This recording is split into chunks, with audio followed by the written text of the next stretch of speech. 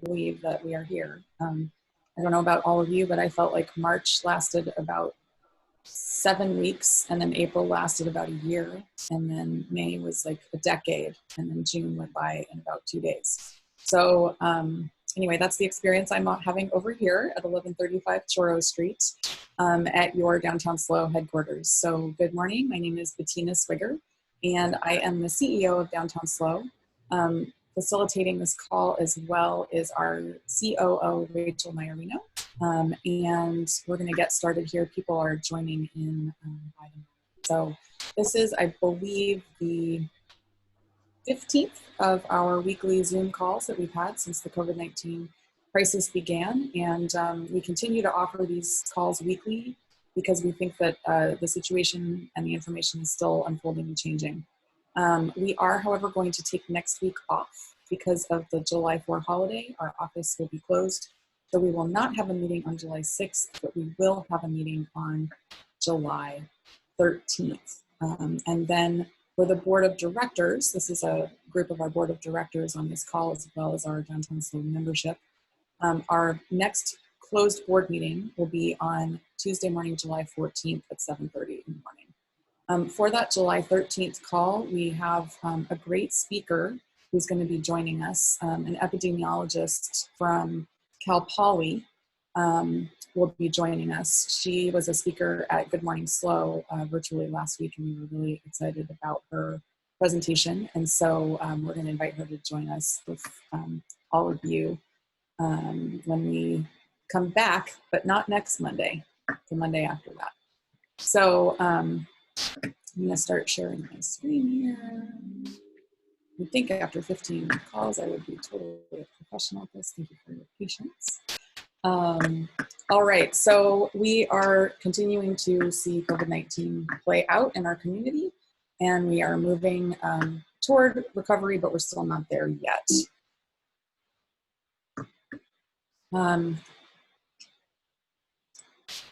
So Rachel, I'd like to have you talk about a little bit where we are right now, what our current reality is in San Luis Obispo County. Thanks, Bettina. As of Friday at 1 p.m., each of the county updates are done on Friday, so we don't know the numbers over the weekend. But as of Friday at 1 p.m., the cases were at 508 positive cases, still holding at 1 death in our county, thankfully. As we know, we're seeing numbers continue to climb in our county, as well as across California and the states. Some closures have been reinstated, including bars in 7 counties, many of which border ours, and we're actively monitoring that with the county and the state to see what their direction is, and we'll be getting out that information should it come up. We also know that the governor's mandatory face covering, put our little graphic in the bottom, we put for our Downtown SLO logo. Bettina added it on a little face covering over our O, just as a reminder to people that, you know, they are mandatory now, of course with exceptions, and that we're still in the first wave, even as we continue to see, thanks Bettina, cases climb, and that we are still in stage 2 of the California Resilience Roadmap. And I'll pass it back to you, Bettina. Yeah, and thank you for that reminder that we are still in stage 2 with the various reopenings and the gradual moments in different industries that have reopened. Sometimes it can be hard to keep track of where we are, but we are still in stage 2 as of today. We continue to watch the daily updates from the governor. You can watch those on Facebook if you follow the California governor. And we are, just like our partners at the city and at the county, learning about things as they are announced on those press conferences. So if you want to really be in the know, I invite you to participate in those daily updates. And the county health department is doing their weekly updates, and that's Wednesday at 3:15.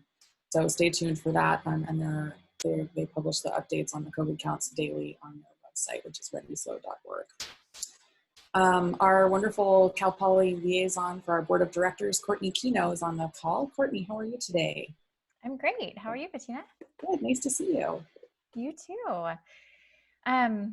So last time I wasn't able to be on the call last week, but the week before, I think I surprised some of you with a lot of new information about what the plans were for fall at Cal Poly. Hopefully some of that was able to sink in because almost all of it was approved at the end of last week. So those big changes were, first of all, our schedule for the year, our calendar. So we are shifting to start a few days earlier. Classes will begin on September 14th instead of on the 17th. So just a few day shift earlier. And then we will end and go to virtual right before Thanksgiving on that Monday, November 20th. And once students go home, for Thanksgiving, we are encouraging them to stay at their place of residence outside of SLO County through all the way until the start of classes in winter, so in January. And the thinking behind that is that that is typically the most intense portion of the flu season. And so having less people in town with the hope that the case count will be lower because of it. We were approved for 15% of our courses to be in person.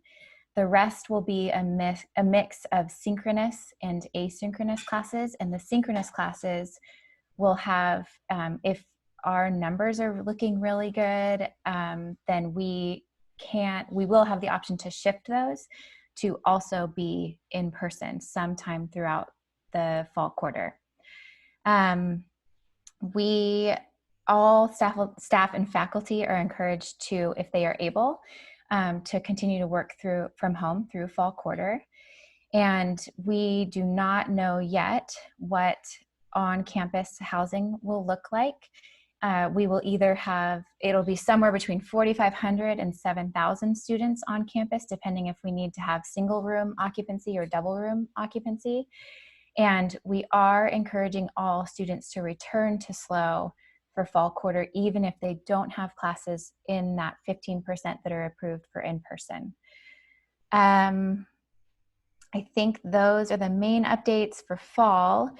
For commencement, we had announced plans to hold winter commencement, but because of that shift in our calendar, we have actually canceled all of those plans, and we are going to hold 2 weekends of commencement next June, so June 2021. And the first weekend we're going to invite the graduates that would have graduated earlier this month, and fall of 2020 graduates. And then the next weekend will be all the normal 2021 grads. And SLO days this summer will be all virtual. WOW is going to be a hybrid. So the large WOW-orama and all those events will be virtual, but then we are going to allow for small groups of people to social distance and have a limited number of activities, as long as state guidelines and everything remain as they are now. Sports, we don't know the answer to that yet. We're hoping that we're going to be able to have our athletes back on campus and able to play. However, we're anticipating that they will likely be spectatorless or a very limited number. So that's all still unknown. And then finally, I just wanted to really quickly say that we have Shayna Lynch on the call, which is exciting. She is the new ASI president for Cal Poly, and also Bob Lynchide, who's a senior advisor on economic development. So you all have a wide range of great people on the call from Cal Poly. And that's all I had. Great, thank you so much, Courtney, and thank you, Shayna, for being here, and thank you, Bob. I have a question that any of the three of you could maybe answer. I'm curious about the impact that you foresee this lowered number of students being on campus, and what impact that will have on the housing market. Yeah, so that's, the president has been talking quite a bit with the chancellor's office about this, because we have had, as you all are so well aware, a very impacted housing market for a long time. And the more students that are not able to live on campus, we anticipate there could be that could put more pressure on the local housing market. And so we are trying to have as many students on campus as we can, but always within safety guidelines. And so there's a lot of unknown still, but that's definitely a consideration and part of the conversation. Yeah, I know for our downtown businesses, we rely on Cal Poly students to staff our shops and our restaurants, and interns to help us in our nonprofit organizations. So it'll be really helpful for us to continue to stay in touch as we move through this and figure out how to engage their brain power and their assistance, but maybe not as much as we had come to rely on them. Yeah, and thank you, Bettina. I really appreciate that you are constantly advocating and reminding all of us at Cal Poly about those impacts, because it is really important to have that be a part of the conversation. So thank you for that. Yeah, and specifically for downtown, I know you said that the plan for residences isn't finalized yet, so you might not know the answer to this yet, but will the Cal Poly Lofts downtown be open? Oh, that's a great question. I would think so, because most of those are single or double rooms, but I will find out and get back to you. Yeah, and for those of you who might not know, we actually have a Cal Poly residence in the downtown. It's right across from the Mission, and there are a number of students who are primarily associated with the Hot House and the CIE. But that's a really cool, I've gone and met with their residents a few times, and it's neat to see that they're part of our resident population as well. Yeah, I see a question from Landy. Can I respond to it really quick? Will the Hot House be in use? Okay. Yes, there are a lot of precautions that they're taking as well. Bob is actually been a tenant in the Hot House, and so he could probably even speak to it more. But yes, it will be in operation, but with a lot of safety precautions in place. Yeah, Bob, are you at the Hot House? Yeah, I'm not the Hot House right now, but I can tell you that there's a great video that John Townsend just produced about the safety measures to reopen the Hot House. They've expanded the locations where people can sit. Obviously, they're putting them further distancing from each other. And I'll see to it, Bettina, that we get you a copy of that you can provide to your board and members. Thank you. That's great. Any other questions for Cal Poly? Great. Well, thank you very much, Brittany. Thank you, Bob. Thank you, Jana. And welcome to your new position. All right, next up we have Jim D'Antona from the Chamber. How are you doing today, Jim? Great, Bettina. Good to see you. Thanks for having us again, as always.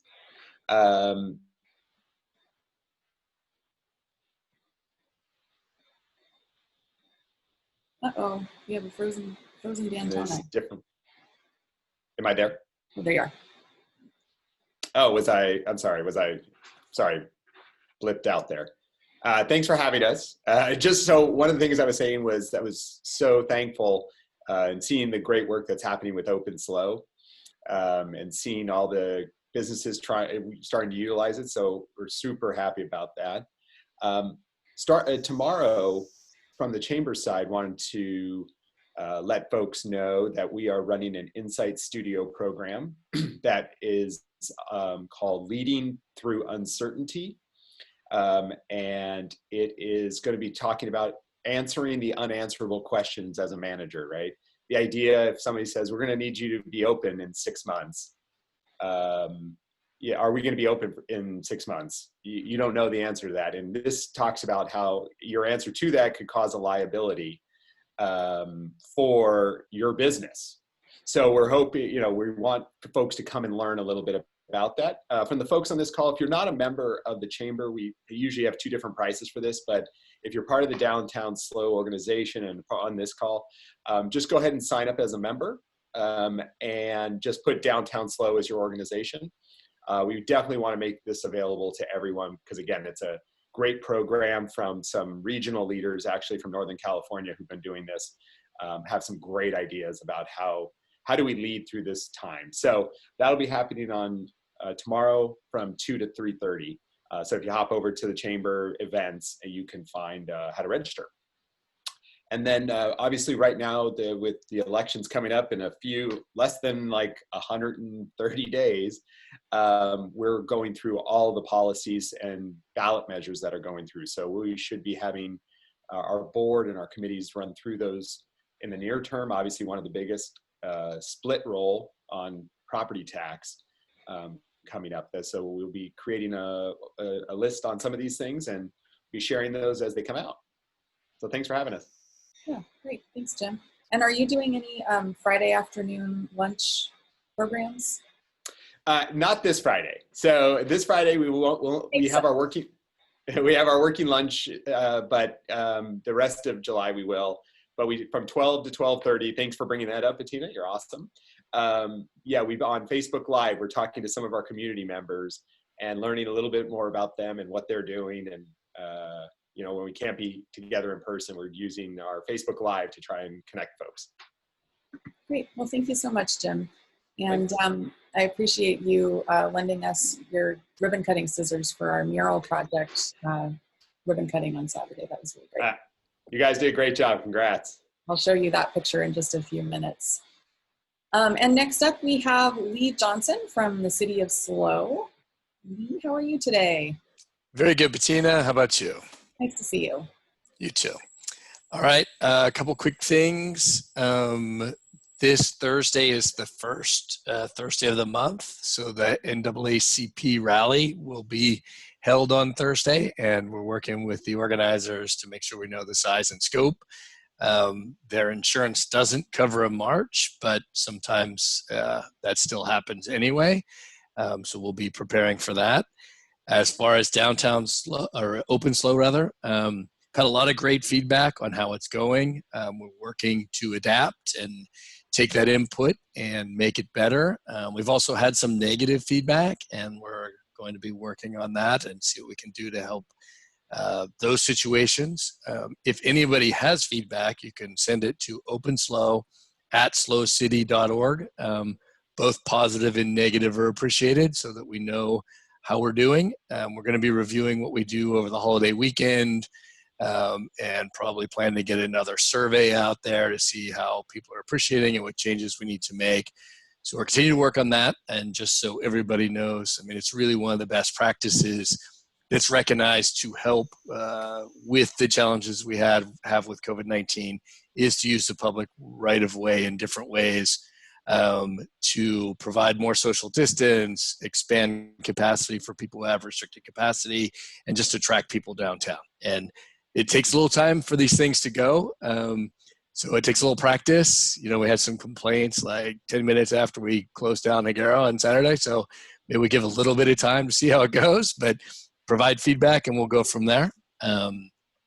Rachel also touched on the bars and the situation with that. I mean, we're basically, along with Monterey, kind of the hole in the donut, and one of the few places that everybody who cannot drink this coming weekend locally can get to in 2 hours or less. So we're definitely having discussions around that with the county. On a more local note, we had a compliance walk on Friday night, relatively late, with the city manager, code enforcement, and PD. And we'll be reaching out to some of the bar owners who did not perform particularly well on that compliance discussion. Overall, this goes for all businesses, but in particular for bars and restaurants. What we see is a few places don't have a real plan that you're supposed to have with the self-certification. They also don't have the self-certification available. Their team has not been trained on a plan if they have one. So we need to work on those things, and particularly as it relates to bars, we need to get the lines under control. There needs to be 6 feet of social distance between the parties, and people need to wear masks in the line unless they have a medical reason to not wear one. And then inside the establishments, there you know, the key is maintaining the social distance of 6 feet between groups. And I really have to work on that. Like the loud music, line dancing, everybody hugging is a real problem. So we need to work on that. But as I say, we'll be reaching out directly to the people who had a particular problem. And we'll be talking with the county about what the plan is for this weekend. If anybody has questions about that, they can email me at ljohnson@slocity.org, or you can call me on my mobile, 805-710-1824. And that is my update. Great, thank you very much, Lee. I know we have Shayna, who's the president of Cal Poly ASI, on the line, and because it would be helpful if you could maybe spread the word that to the student body, as you speak for all students, I know, if you could just really message how critically important it is to maintain that social distance in the lines. And I'm sure you're having conversations with your peers, but that's really important. And we also recognize it's not just students who visit the bars. So Thank you.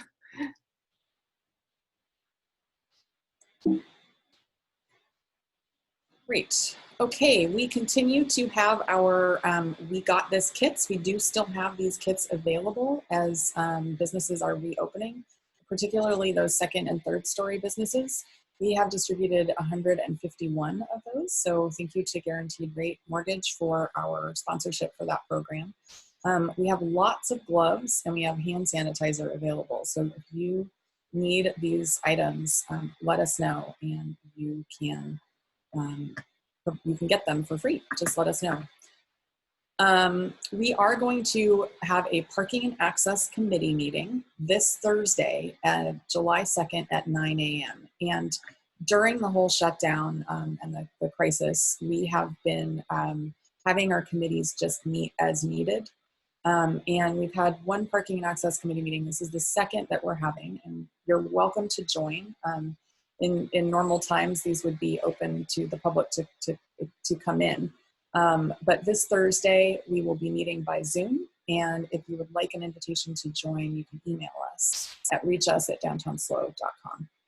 But there's a lot of stuff going on in the world of parking and access. So this would be a great chance for people to get together and discuss those issues. Also, last week, we invited Lynn Ann Least from Humankind to discuss a very cool program that she has started organizing, a sidewalk sale for Saturday, July 11th. And the idea behind this is that many of you may have merchandise in your retail stores that you were not able to move perhaps as quickly, and you would like to move that inventory to make room for other items coming in. So Lynn Ann is kind of organizing this project, and it's not supposed to be a super official thing, but just a chance for people to apply through the Open SLO program to get that permit so they can put their wares out on the sidewalk and invite people to come and shop and be socially distant from one another and enjoy the fresh air. So that's a really cool program. We love seeing the creativity of all of our downtown businesses come into play. And I want to just highlight a really cool creative project from the city of SLO. This was a very fast public art temporary chalk project that came into being in the Mission. And you can see the whole artwork here on the right. And then for the sheer scale of it, you can see the art with the artists. And this was a project that the city came up with about 2 weeks ago. The artists met here at our downtown SLO office at appropriate 6 feet apart and talked about the project. And then they put this together, and over the course of about 18 hours on Thursday and Friday, they put this piece of art down, and it's really lovely. Maxine Lewis was a wonderful hero of social justice and the underserved in our community. She passed away in 1988. But her name was on the Maxine Lewis homeless shelter until 2018 when Forty Prado opened. This was a really great way to celebrate the work that she did for people who are homeless in our community and the years of public service that she put in. We had a ribbon cutting on Saturday afternoon. Many members of City Council were there, as well as some of Maxine Lewis's grandchildren. And it was just really a a nice way to celebrate and a nice way to enliven the Mission Plaza, which is open with seating for the Open SLO program. So you can get takeout and you can sit in Mission Plaza and look at this beautiful piece of art. Just a reminder to you all that our organization has been impacted because we depend so heavily on events to bring in revenue for us. So we have had a 50% reduction in our operating budget and in our workforce. We are continuing to advocate for and support downtown and all of you. So this is your Downtown SLO team. There's me, there's Rachel, there's Whitney Cheney, our farmers market manager, also turned tech guru, website updater, and social media maven, and Austin Bertucci, our downtown ambassador, who you'll see out smiling and keeping our sidewalks clean. We continue to work with the International Downtown Association, the California Downtown Association, and the California Main Street Alliance. Our Mayflowers project, the public art temporary program that we did in May, was featured in this week's Kansas Main Street Alliance newsletter. So that was kind of neat to see your creativity showcased. And we continue to learn from them and about their best practices in terms of dealing with COVID-19, dealing with conversations about all of our issues that we're dealing with right now. So it looks like Judy unfortunately will not be able to be with us today, but at this time I'd like to open it up for some questions. I know that this is just a good opportunity for us to talk, and I'd like to know what's on your mind.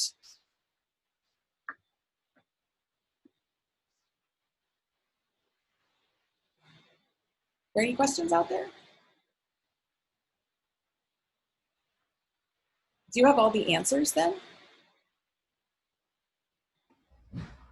Always, always.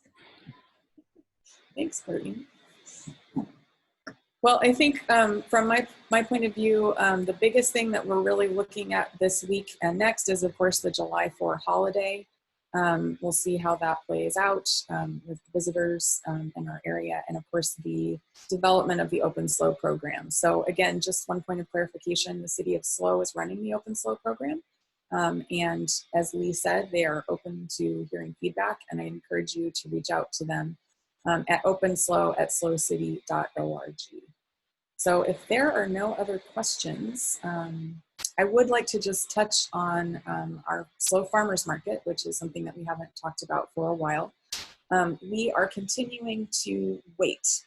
And the reason for that is that we're trying to make a determination for when it is safe to reopen. We don't want to bring in the large crowds that our tourist-facing market usually does bring in. So we are having conversations with County Public Health and with the city about how we can do that, how we can integrate it into the Open SLO program. But at this time, we still do not have a return date for Farmers Market. So just wanted to drop that into your knowledge pool. And with that, I wish you a safe and happy 4th of July weekend. Just one more reminder, we do not have a meeting next week. So take your Monday off, and then we'll be back on July 13th with more information, more knowledge sharing, and more advocating for your downtown. So thanks for being here, and we'll see you on the 13th.